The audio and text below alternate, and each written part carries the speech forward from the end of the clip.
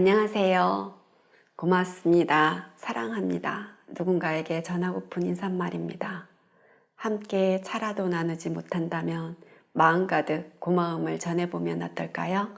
오늘은 차의 명칭에 대해서 알아보겠습니다.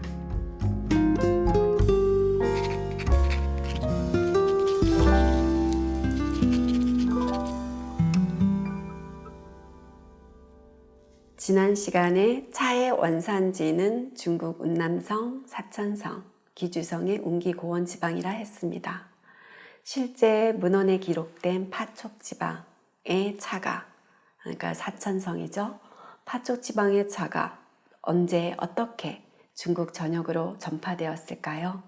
그 시작은 중국 최초로 통일국가를 이룬 진시황의 진나라 때입니다. 진나라 아시나요?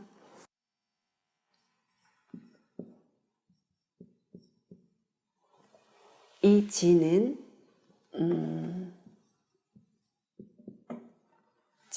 친으로 발음이 되고요. 어미 A가 붙어서 여기서 차이나라는 호칭이 탄생됩니다.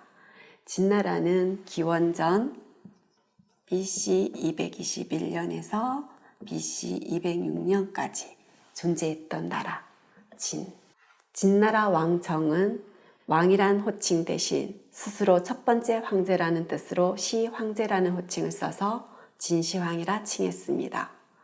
진시황은 강력한 중앙집권제를 실시했고요. 파와 촉지방을 복속한 이후 12만 부호들을 전국으로 강제 이주시켰다고 합니다.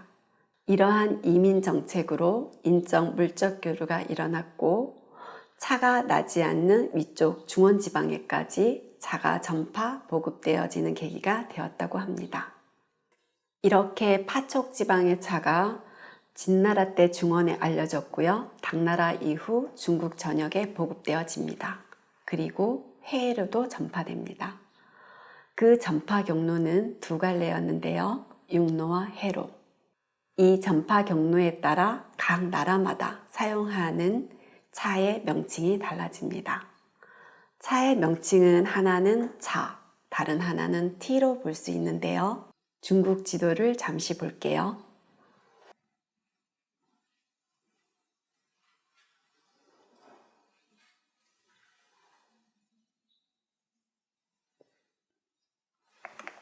우리나라, 일본, 여기 대만입니다. 이쪽 대만 맞은편이 복권성이고요. 그 아래 광동성이 있습니다. 이 광동성에서 차라는 발음으로 육로를 통해 아시아 쪽으로 전파가 되어지고요. 그래서 이쪽에 티베트, 또 베트남, 인도, 저쪽에 터키, 그리고 러시아, 한국, 일본 등에서 차 또는 차이 또는 짜이 등으로 발음되어지고요. 이쪽 복권성에서는 하문이라는 항구 도시가 있습니다. 이곳에서 해로를 통해 차가 전파되어지는데요. 유럽 여러 나라들과 미국 등의 차가 아닌 하문 지방어 테라는 발음으로 차가 전파되어집니다. 영어로는 T가 되었고요. 근데 예외적으로 포르투갈은 T가 아닌 차 발음을 하는데요. 그것은 포르투갈은 중국 마카오를 식민지로 두고 있었기 때문에 마카오 발음 차로 발음합니다. 그럼 우리나라는 어떤가요?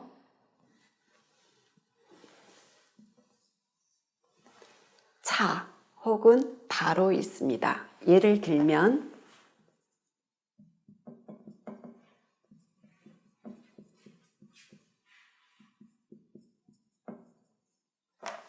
앞쪽에서 읽으면 홍차로 읽고요. 뒤에 두 글자를 읽으면 다식으로 있습니다. 이 다라는 발음은 복건어 테이에서 유래된 발음으로 볼 수 있습니다.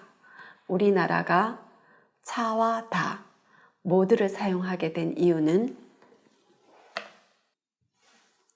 육로를 통해서도 또 해로를 통해서도 교육이 이루어진 것으로 추정해 볼 수 있습니다. 이렇게 차와 다가 모두 혼용되고 있지만 몇 가지 규칙이 있기도 합니다. 다와 차에 따라 뜻이 달라지는 경우, 예를 들면 다래와 차래, 차문화와 다문화의 경우처럼 그 의미가 달라지는 경우는 의미에 맞게 상례에 따라서 읽어지고 또 쓰여져야 합니다. 마시는 차의 종류는 또 차로 발음을 하고요. 예를 들어 녹차, 홍차, 전차, 산차 등처럼 차로 발음하고요. 한자어와의 복합어에서는 다에 따르는 경우가 많습니다. 예를 들면 다도, 다반사, 다과, 다시, 그리고 다관, 다완 등이 있고요. 그 외 토속말과의 복합어에서는 차에 따르는 경우가 많습니다. 찻잎, 찻사발, 찻상, 차그림, 차씨 등등 볼 수 있고요. 그럼 차라는 글자는 언제부터 사용되었을까요? 그것은 당나라 때 유구가 다경을 저술하면서 각 지역마다 다르게 불리던 차를 차자로 통일한 것입니다. 당나라 이전엔 차를 가리켜 가, 설, 명, 천 등으로 불리었는데요. 혹 이 글씨 아시나요?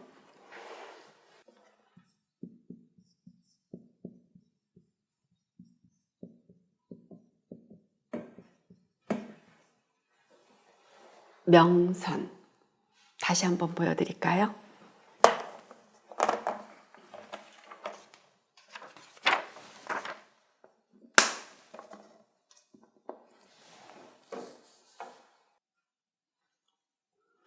너무 좋죠. 추사 김정희 글씨입니다.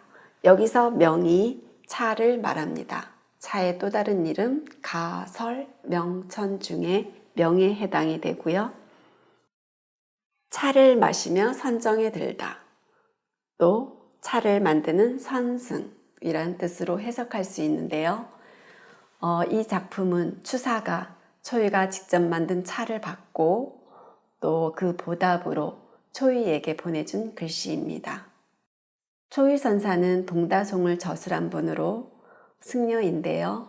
신분은 다르지만 추사 김정희와는 절친이었습니다. 학문과 예술 그리고 차를 사랑하는 차인으로 깊은 우정을 나눈 사이였습니다. 차는 그 특징으로 별칭도 많은데요. 재미난 거 몇 가지만 보겠습니다. 차의 별칭 몇 가지 적어보았습니다. 여기는 수액으로 읽혀지는데요. 이 액은 재앙의 뜻을 갖고 있습니다. 우리가 액땜한다 이렇게 얘기할 때 이 액자를 쓰는데요.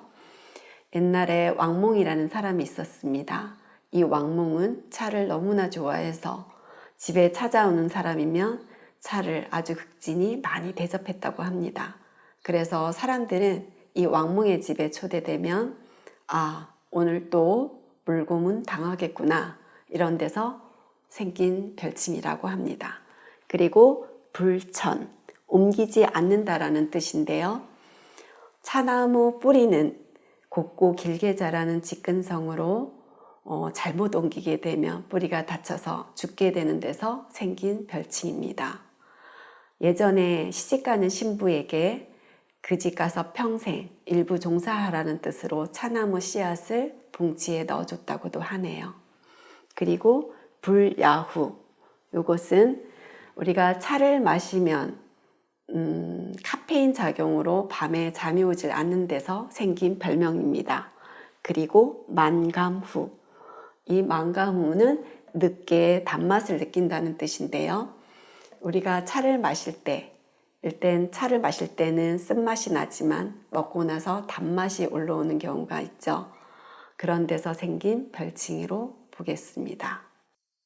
오늘은 이렇게 차의 전파 경로에 따른 차의 명칭과 또 차의 특징에 따른 차의 별칭 등을 알아보았습니다. 짧은 시간이지만 좋은 시간 되셨길 바라고요. 차를 알고 또 차를 즐기는데 도움이 되셨으면 좋겠습니다. 참 나가실 때 구독과 좋아요 꼭 꼭 눌러주시고요. 다음 시간에 뵙겠습니다. 고맙습니다.